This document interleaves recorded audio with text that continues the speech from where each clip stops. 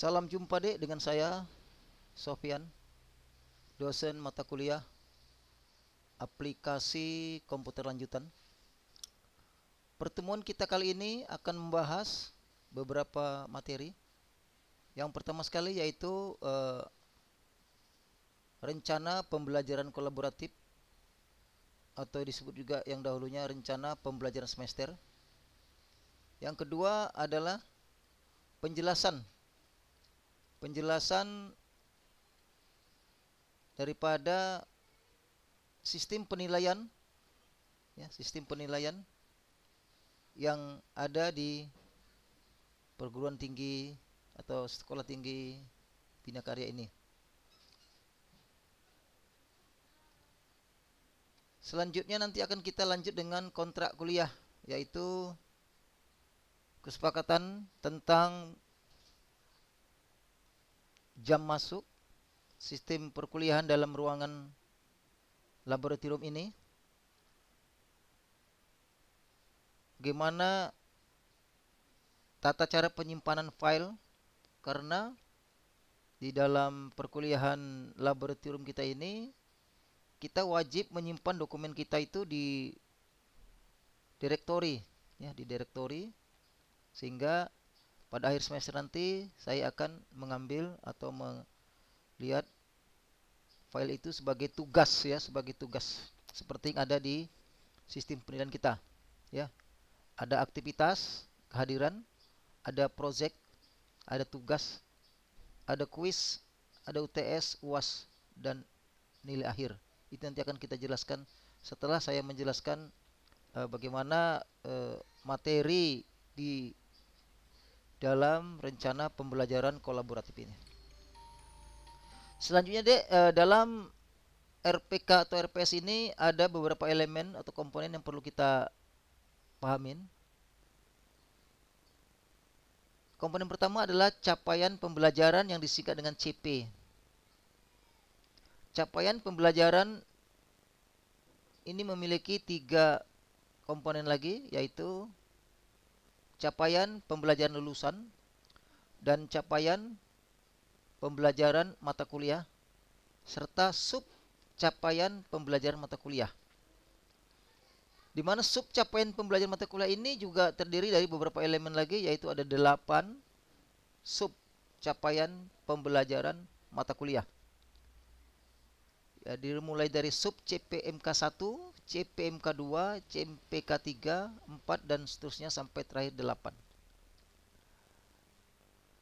Dalam RPK ini juga memuat elemen dari deskripsi dari mata kuliah, deskripsi singkat mata kuliah, serta materi pembelajaran atau yang disebut dengan pokok bahasan dalam satu semester.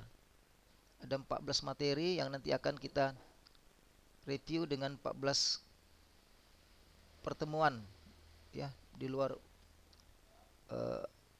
UTS dan UAS. Itulah sketch daripada atau elemen-elemen yang akan saya jelaskan di dalam rencana program kolaboratif atau rencana pembelajaran semester, Pertama sekali yaitu capaian pembelajaran atau CP.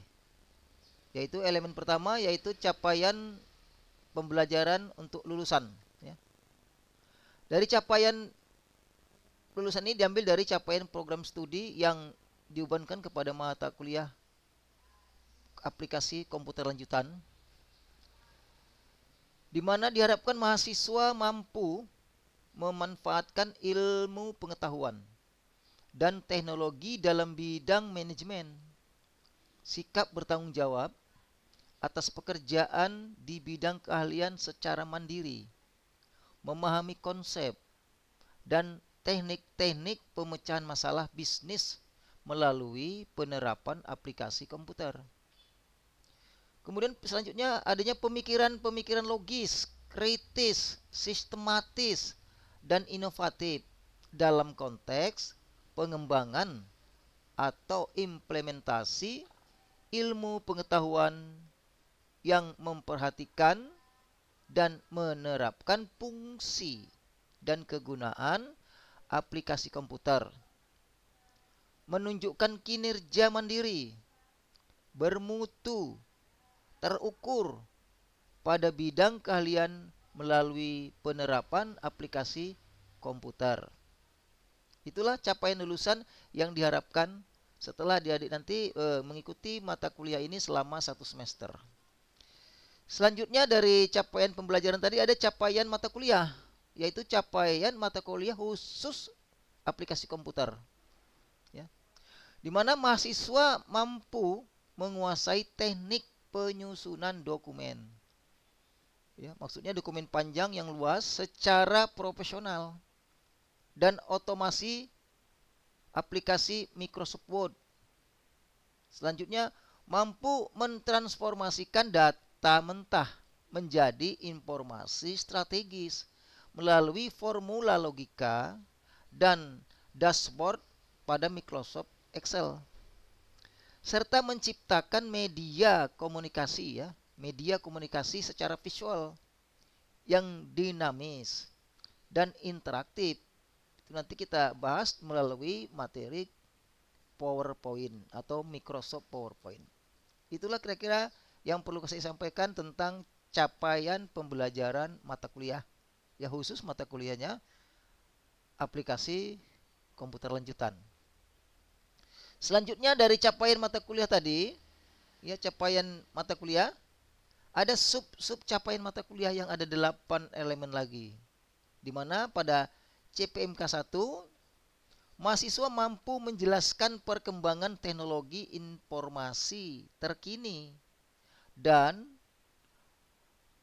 urgensinya, integrasinya terhadap aplikasi Microsoft Office khusus perkantoran dalam pemecahan masalah bisnis. Untuk capaian yang kedua atau subcapaian yang kedua tadi, mahasiswa itu diharapkan mampu mengaplikasikan teknik standarisasi dokumen yang panjang ya di aplikasi Microsoft Word menggunakan fitur styles, multilist, dan manajemen referensi otomasi secara mandiri.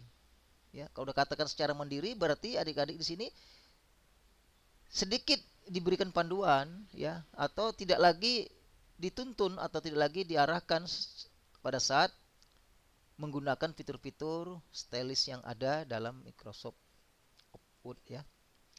Sedangkan capaian mata kuliah yang ketiga, mahasiswa itu mampu mengimplementasikan fitur otomasi dokumen melalui Mailmatch. Ya, Mailmatch ini mungkin adik-adik ada yang sudah tahu, mungkin ada yang belum ya. Mailmatch ini adalah suatu kemampuan Microsoft Word untuk membuat surat massal lah, bahasa asing, bahasa yang biasa itu surat massal.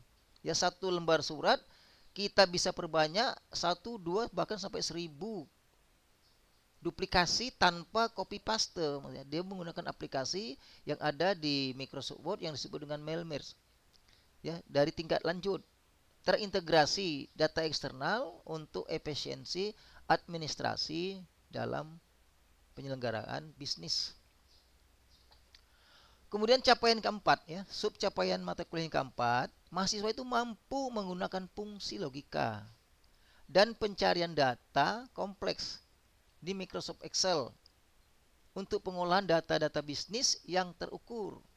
Jadi nanti kita dalam capaian pembelajaran keempat ini kita akan membahas fungsi-fungsi logika dengan menggunakan Microsoft Excel seperti fungsi lookup, fungsi halookup, VLOOKUP ya, fungsi if dan fungsi daripada if in ya atau left mid left ya right, dan kita gabung dengan fungsi-fungsi lainnya seperti halookup mid, halookup right, halookup left ya. Jadi seperti kita membuat kode barcode itu nanti, kode barang itu menggunakan ya fungsi-fungsi Excel ini ya. Seperti kalau adik-adik lihat itu di swalayan-swalayan menggunakan barcode langsung tahu harganya, ukurannya, jenisnya, ya, size-nya dan sebagainya akan tahu dari kode barcode yang dibuat dengan menggunakan fungsi-fungsi Excel ini. Kemudian sub capaian mata kuliah yang kelima yaitu mahasiswa itu mampu mengelola database, di mana database besar ini dengan menggunakan Microsoft Excel dengan aplikasi atau fitur yang ada yang disebut dengan pivot table, ya, menggunakan pivot table untuk menghasilkan informasi yang sistematis, ya, bisa mengelompokkan data dengan pivot table, bisa menginput data dengan menggunakan pivot table lebih cepat, ya. Selanjutnya capaian mata kuliah yang keenam itu mahasiswa mampu mentransformasikan data menjadi interface dashboard, ya. Jadi ada data yang dilola kemudian menjadi interface dashboard dan melakukan otomasi tugas rutin sederhana menggunakan data validation. Ya, dalam Excel itu nanti kita juga bisa menggunakan data validasi, ya, data validationnya seperti database begitu, ya, tapi bukan menggunakan database seperti misalnya Visual Basic apa dan sebagainya, bukan. Kita menggunakan Microsoft Excel. Kemudian sub capaian ketujuh adalah mahasiswa itu mampu mendesain materi presentasi secara profesional dengan menggunakan Microsoft Office PowerPoint untuk menyampaikan laporan-laporan dengan teknik visual styling dan fitur navigasi dinamis. Apakah menggunakan animasi, menggunakan record, ya, menggunakan audio, bisa dimasukkan ke dalam Microsoft PowerPoint-nya. Capaian mata kuliah yang ke-8 atau yang terakhir adalah mahasiswa diharapkan mampu mengintegrasikan data antar aplikasi, ya, aplikasi atau yang biasa juga disebut dengan object linking and embedding atau yang disebut dengan panutan dan penyematan. Diadakan lagu sinkron, disematkan di dalamnya beberapa aplikasi-aplikasi, ya. Jadi aplikasi-aplikasi ini bisa dimasukkan sebagai objek linkingnya. Kita buat linknya, ya, ke dalam aplikasi-aplikasi yang lainnya agar begitu buka satu aplikasi langsung terkait kepada beberapa aplikasi lainnya sehingga dia linked atau yang disebut dengan embedding, ya. Demikian itulah capaian mata kuliah dan sub capaian mata kuliah. Selanjutnya Bapak akan terangkan atau saya akan terangkan dalam rencana pembelajaran kolaboratif ini atau rencana pembelajaran semester ada elemen deskripsi singkat daripada mata kuliah. Jadi mata kuliah kita ini mata kuliahnya adalah berjudul aplikasi komputer lanjutan, memiliki deskripsi capaiannya, ya. Di mana mahasiswa setelah mempelajari aplikasi komputer ini, ya, mata kuliah aplikasi komputer adalah mata kuliah yang mempelajari teknis operasional aplikasi perangkat lunak yang disebut dengan Microsoft Office yang terdiri dari 3 aplikasi yang utama, yaitu Microsoft Word dan Microsoft Excel serta Microsoft PowerPoint. Microsoft Office digunakan untuk membantu dan mempermudah pekerjaan administrasi. Seperti Microsoft Word itu akan berguna untuk pekerjaan terkait pengolahan kata, pengolahan teks, pengolahan dokumen, pengolahan surat, dan membuat surat secara laporan dan lain sebagainya yang terkait dengan pengolahan kata. Sedangkan Microsoft Excel berguna untuk membantu pekerjaan mengolah data. Ya, mengolah data, kalau udah kita katakan mengolah data itu berarti ada kata dan angka. Ya, ada yang data itu bersifat angka dan data itu data itu bersifat teks, ya, atau huruf. Ada data itu bersifat angka, itu yang disebut dengan pengolahan data. Meliputi perhitungan dasar, penggunaan fungsi-fungsi pada Excel, ya, pembuatan grafik, ya. Nanti ada berbagai macam grafik akan kita pelajari di sana. Manajemen data dan laporan keuangan. Nah, itulah kira-kira stressing daripada Microsoft Excel. Sementara untuk PowerPoint digunakan untuk mendukung presentase, ya, presentase semua laporan yang berkaitan dengan Microsoft Excel dan berkaitan dengan Microsoft Word akan dirangkum ke dalam aplikasi yang disebut dengan Microsoft PowerPoint. Dimana untuk mempresentasikannya. Pelaksanaan kuliah menggunakan pendekatan exposition, ya, maksudnya expository dalam bentuk praktek langsung. Jadi kita dalam kuliah aplikasi komputer ini kita menggunakan exposition, artinya langsung kita berpraktek, bereksposisi, kita berpraktek, teori langsung praktek, teori langsung praktek, begitu. Bahkan kalau kita bandingkan dengan bobotnya nanti itu, teori itu palingan 30% saya jelaskan, kemudian adik berpraktek 70%-nya, dan langsung berhadapan di depan komputer kita di ruangan lab ini. Jadi kita berpraktek langsung, ya. Dilengkapi dengan penggunaan LCD, ya, penggunaan LCD, dan ada juga proyektor kita di sini untuk membantu adik-adik dalam penjelasan. Dengan pendekatan inquiry, latihan langsung dengan komponen evaluasi pembelajaran, yang mungkin nanti akan ada presentasi, ya, presentasi daripada bobot pembelajaran kita.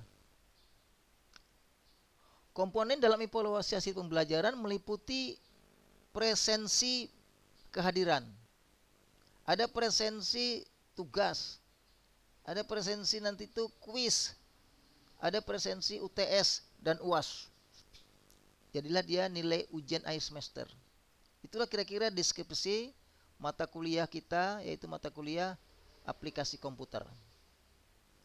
Selanjutnya saya akan menjelaskan bagaimana materi pembelajarannya di dalam satu semester ini, atau yang disebut dengan pokok bahasan.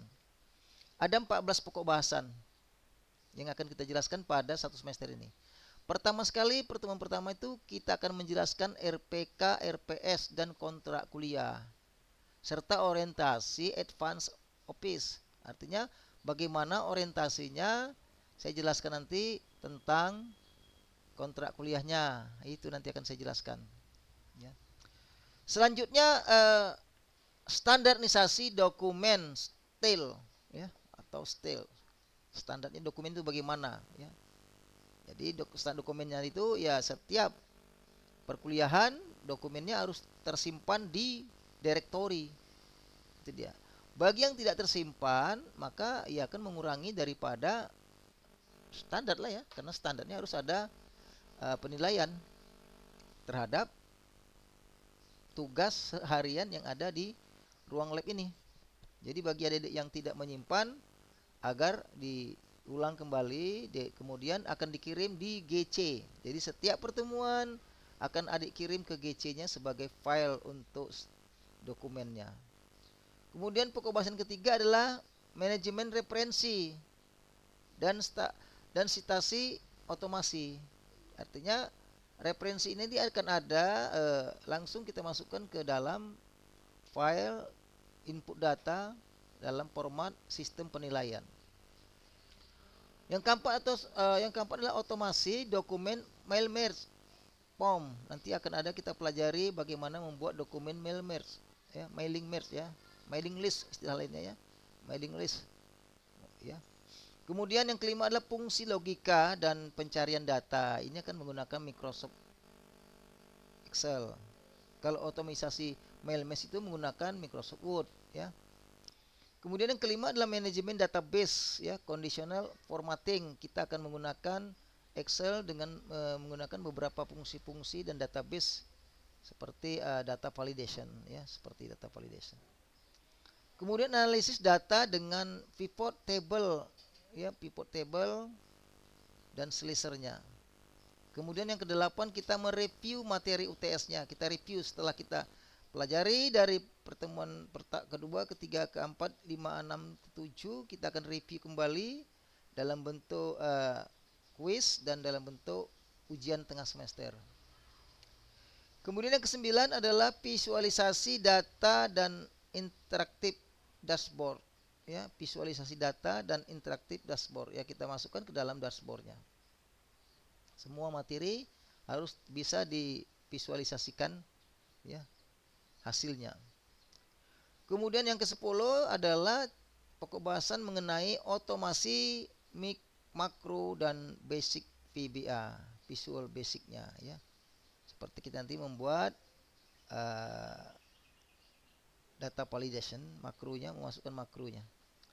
Kemudian proporsionalitas desain, ya, yaitu kita membuat desain slide master topografinya, ya. Bagaimana membuat slide yang baik, yang bagus itu, atau yang sesuai dengan presentasi yang diharapkan. Yang ke-12 itu dinamika presentasi, ya, dinamikanya tentang presentasi dengan menggunakan PowerPoint. Selanjutnya yang ke-14, sinkronisasi data antar aplikasi, ya, antar aplikasi tadi dari Word, Excel, PowerPoint kita sinkronisasikan, kita padukan, kita buat data linketnya dan sebagainya. Baru kita finalisasi presentasi daripada laporan bisnis terintegrasi. Jadi adik-adik akan membuat finalisasinya dalam bentuk presentasi sesuai dengan aplikasi yang ada. Itulah kira-kira yang dapat Bapak jelaskan di dalam RPS atau RPK ini dalam semester 2. Ya. Supaya adik paham juga bahwasanya mata kuliah kita ini, ya, dengan kode 112013 di bobot kuliahnya itu 2 SKS, ya, 2 SKS. Perkuliahan kita mulai tanggal 5 Februari 2026 seyogianya, ya. Kemudian kita lanjut kepada sistem penilaian, ya, sistem penilaian yang ada di lembaga kita, Sekolah Tinggi Ilmu Ekonomi Bina Karya Tebing Tinggi, ya. Dalam penilaian aplikasi komputer lanjutan ini, ya, aplikasi komputer lanjutan, ya.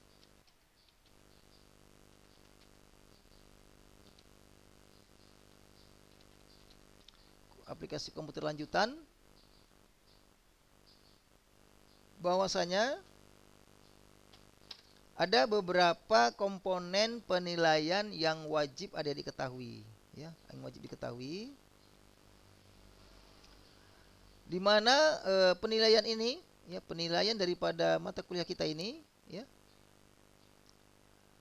ada yang disebut dengan bobot, ya, bobot. Ini belum saya masukkan bobotnya, ini saya coba ambil bobot, ya, bobot.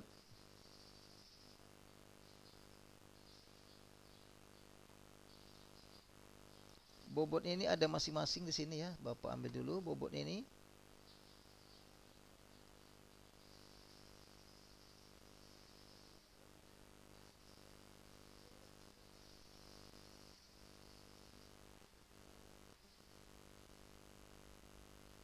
Ada pembobotan ini, Dek, ya.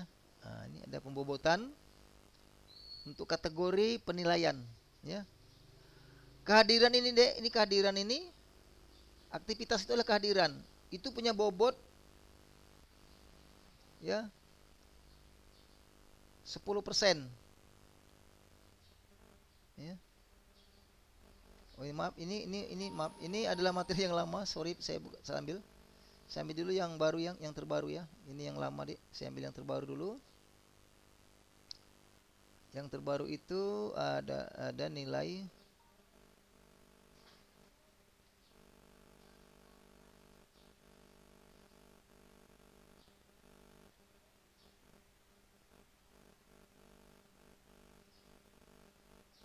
ini tadi, ya, ada kategorinya tadi nih, kategori kita ini yang terbaru, ya.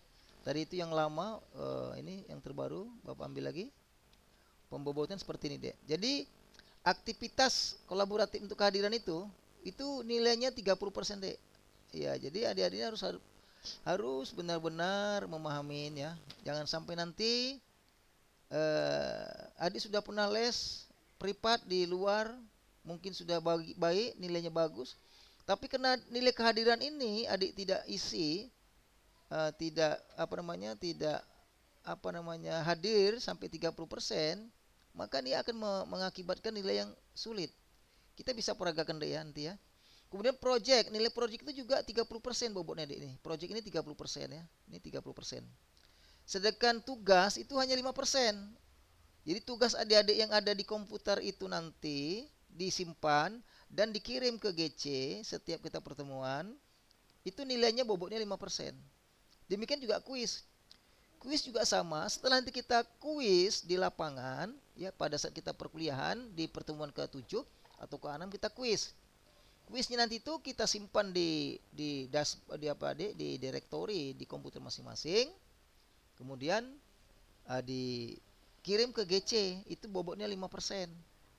UTS, UTS juga demikian. Bobotnya 10%, namun kalau UTS ini enggak pala dikirim ke GC-nya, enggak pala dikirim ke GC ya. Sama dengan UAS, UAS itu bobotnya 20%. Maka kita coba kita peragakan deh ya, agar ini merupakan satu kesepakatan dan merupakan satu kontrak kuliah kita, agar jangan nanti ada yang misunderstanding ya. Contoh, kita ambil contoh si Ahmad. Ini nama samaran. Kalau kebetulan ada nama Ahmad, jangan tersinggung karena ini kebetulan si Ahmad. Ahmad umpamanya nilainya kita ambil 90 karena dia pernah les kuliah, les di luar atau pernah privat. UASnya juga 90. Kita peragakan ya, Dek ya. Langsung otomatis dia berisi, sudah mulai naik nilainya. Dan kuisnya dia dapat 90, gitu ya. Nah, bagus semua ini. Semua 90. Kemudian tugasnya 90. Rajin. Proyeknya pun penuh, 90. Ya. Kehadirannya 100%. Itu dia. Kehadiran 100%, sehingga si Ahmad akan mendapat nilai, ya mendapat nilai, dia nilainya tadi A, nih ya. Nilainya A. Nih nilainya A, Dek. Tuh, nilai A.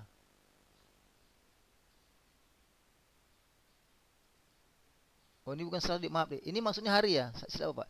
Ini hadirnya kita kuliah tuh 14 kali pertemuan, di sini 14. Semuanya hadir 14 kali pertemuan. Tuh, nilainya 93 dapat A. Beda sama si Sobri, kita ambil dulu nilainya ini, kita copy paste 90 semua. Sama, dia sama dulu les di luar juga ada privat. Ya, nilainya 90. Ya. 90. Ide ya, paham, perhatikan ya. Nah, tapi di sini dia baru dapat C karena belum dapat masuk hadir. Ternyata si Sobri ini agak sedikit ego ya, mentang dia sudah les, sudah pintar, sudah apa gitu ya. Ternyata proyeknya ini tadi nggak dia isi, nggak 90. Karena dia hadirnya tadi hanya 4 kali pertemuan, tuh ya, 4 kali pertemuan, sehingga proyeknya dapat nilai cuma dikasihlah, kita berikan nilainya cuma 60. Tuh lihat, dia mendapat nilai C. C plus pun tidak. Sehingga dia protes, Pak, saya tugas kirim. Ya, tugasnya kirim. Karena kan tugas kan bisa dikirim ke GC. Kuis saya ikut, Pak. Kemudian UAS juga saya ikut, UTS ikut. Nilainya bagus-bagus, Pak, semua saya lihat. Tapi kenapa saya dapat nilai C? Ternyata aktivitasnya kurang. 4 kehadirannya. 4 kali pertemuan dari 14 kali pertemuan. Setelah 4 kali pertemuan, ya otomatis kena proyeknya pun dia anggap remeh. Dia cuma isi sebagian aja proyeknya. Ya. Dan kalau seandainya dia isi semua proyek 90 lah umpamanya, untuk si apa ini, kita ambil si Kalimin. Ya, kita ambil si Kalimin. Ini kita copy paste aja nilainya, ya. Si Kalimin, ya. Ternyata C, tapi proyeknya dia isi 90. Alhamdulillah. Hadirnya cuma 4 hari, proyeknya dia isi penuh, total tugasnya penuh, kuisnya penuh, dapat nilai B, tapi tidak dapat nilai A. Beda sama si Ahmad yang rajin, nilainya bagus, ya, aktivitasnya bagus, UASnya bagus, dapat nilai A. Ya, gitu dia ya. Beda sama lagi si Badut, namanya ada si Badut namanya. Si Badut Kita lihat. Seandainya ini kita ambil lah ya, kita copy paste aja apanya. Ini kita ambil umpamanya nilai si badut tadi, dia sederhana deh. Dia sederhana aja. Tugasnya memang dia kumpul pun tugas kumpul lah, dia rajin kan, rajin dia tugasnya kumpul. Tapi begitu apa namanya? Kuisnya dia rendah banget, dapat 60 nilainya. UTS pun rendah, orang dia memang nggak pintar anaknya ini. Agak lamban, agak lemot gitu ya, lemot lah, bahasa apanya lemot. Dapat nilai C dia. Tapi karena dia kumpul tugas, hadirnya 14 kali pertemuan, lihat nilainya A minus. Iri si Sobri. Iri Sobri. Kenapa iri? Dapat C dia. Ini kan dapat C kan, Dek? Nah, ini sangat menentukan loh. Kehadiran sangat menentukan. Itu dia.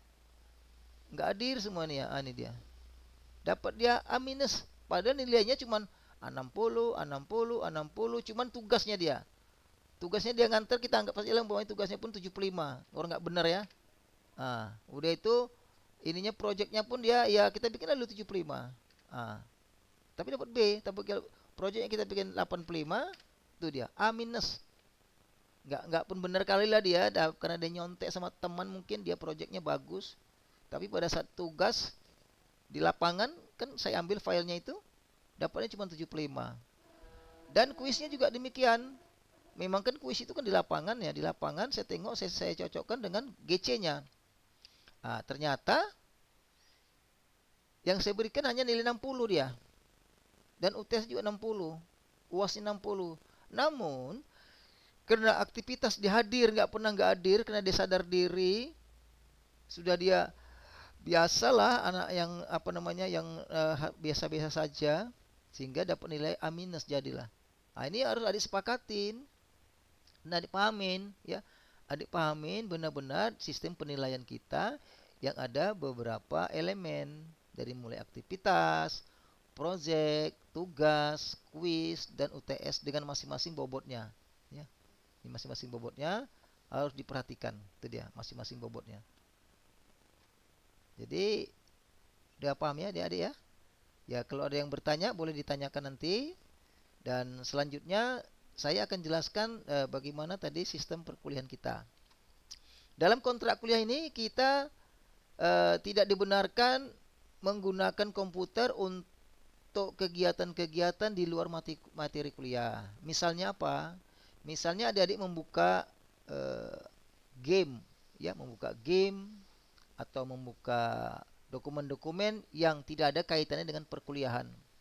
Jadi saya harapkan kerjasama ini dapat kita laksanakan, kita jalankan, kita sepakati agar untuk kepentingan adik-adik. Selanjutnya setiap kita pertemuan kuliah, materi kuliah tadi disimpan di dalam file. Dan nanti apabila komputernya rusak, itu segera melapor. Nanti akan saya nilai karena memang setiap beberapa tahapan, mungkin kadang itu saya mengambil filenya 3 pertemuan itu saya ambil filenya di komputer adik-adik. Jadi tidak sempat komputernya rusak. Dan keduanya ada backup, adik-adik sudah kirim ya, mengirim file materinya itu setiap pertemuan di Google Classroom atau GC-nya. Sehingga sudah aman walaupun komputernya rusak. Dan apabila pada saat kuliah komputernya rusak, adik bisa pindah ke komputer yang lainnya apabila tidak bisa diperbaiki, gitu ya, tidak bisa diperbaiki. Dan file apabila nanti kita sudah menggunakan password, semua file penyimpanan file menggunakan password, di mana passwordnya nanti adalah password NPM, ya, passwordnya menggunakan NPM. Kenapa Pak password NPM? Kan password itu adalah PIN yang rahasia, benar. Kalau kita nanti pada pelaksanaan pekerjaan di kantor atau di dunia kerja, adik menggunakan password yang tidak bisa dibuka orang lain. Kenapa ini menggunakan passwordnya NPM? Karena materi adik-adik, filenya tadi akan saya buka, akan saya periksa. Bagaimana saya periksanya, membukanya apabila adik tidak berikan password? Maka passwordnya itu standar saja kita buat, passwordnya adalah NPM mahasiswa. Jadi secara otomatis passwordnya adalah NPM. Dan jangan lupa setiap pertemuan dibuatlah filenya pertemuan 1. pertemuan 2, pertemuan 3, pertemuan 4, pertemuan 5 dan seterusnya. Ditambah dengan nama kelas, nama dan NPM. Jadi pertemuan 1 B pagi, namanya Ahmad, NPM-nya gitu ya. Nanti ada B sore, namanya Cimoy, NPM-nya. Kira-kira gitu. Jadi Bapak bisa deteksi file ini mahasiswa pagi atau file ini mahasiswa sore, dan namanya ada, NPM-nya juga ada. Karena mungkin saja ada yang satu orang nama, misalnya si Sri, NPM-nya sama, maka saya berpedoman kepada NPM-nya. Maksudnya namanya sama, ya kan NPM-nya beda ya, maksudnya tadi. Jadi namanya sama-sama si Sri, tapi NPM-nya kan pasti beda. Jadi saya harapkan tadi nama filenya adalah dilanjutkan dengan nama NPM, ini NPM-nya lah ya, nama NPM-nya apa namanya, sebutan NPM-nya, nama dan NPM ya gitu maksudnya ya. Oke, saya kira itu yang dapat kami sampaikan pada pertemuan pertama ini untuk kontrak kuliah dan penjelasan RPS serta sistem penilaian dari mata kuliah kita. Ya. Timbul pertanyaan, Pak, bagaimana kalau saya menggunakan komputer menggunakan game? Nah, ini akan saya peringatkan pertama, kedua, dan ketiga. Apabila tidak bisa menerima peringatan 1, 2, 3 tidak ada perubahan, berarti adik tidak usah mengikuti kuliah saya di ruangan lab komputer. Silakan saja mengikuti di luar ya. Dengarkan di luar, dan adik sudah saya diskualifikasi, saya akan berikan nilainya itu nilainya D ya. Sepakat ya, nilainya D. Nilai D. Kemudian dalam pengolahan nilai mata kuliah ini deh, tidak dibenarkan adik tidak memiliki satu elemen pun dari elemen penilaian mata kuliah, yaitu nilai aktivitas, nilai project, nilai tugas, nilai kuis, dan nilai UTS dan nilai UAS. Dia ada 6 komponen yang dinilai. Seandainya adik ikut kuliah semua, tapi di sini kosong UTS-nya. Kosong itu ya. Misalnya di sini kosong UTS-nya. Kosong. Maka otomatis kosong, nilainya kosong, ini ngeblank. Ngeblank dia, Dek. Saya ketik ngeblank dia. Apabila adik tidak ikut UTS, wajib mengikuti UTS susulan. Biasanya itu setelah 1 minggu ujian atau 2 hari setelah habis masa ujian, itu ada ujian susulan. Demikian juga untuk apa? Untuk UAS. Kalau ini UASnya kosong, ini saya ketik kosong, ini akan bernilai gini dia, blank. Maka di sini akan saya tambah TL. T artinya tidak lengkap. Adik akan mengikuti ujian perbaikan atau ngikutin kuliah di semester depan lagi. Makanya bagi adik-adik yang tidak ujian UAS atau tidak ujian UTS, harus wajib mengikuti ujian susulan. Ya, ujian susulan. Karena kalau tidak, maka nilainya tidak akan muncul di aplikasi. Jadi demikian pertemuan kita pada hari ini, penjelasan RPS. Nanti kita lanjut kalau masih ada waktu, yaitu menjelaskan materi kuliah untuk pertemuan kedua pada minggu depan. Sekali demikian, terima kasih, salam jumpa, dan salam jumpa kembali kepada saya Sofyan, mata kuliah aplikasi komputer lanjutan. Terima kasih, salam.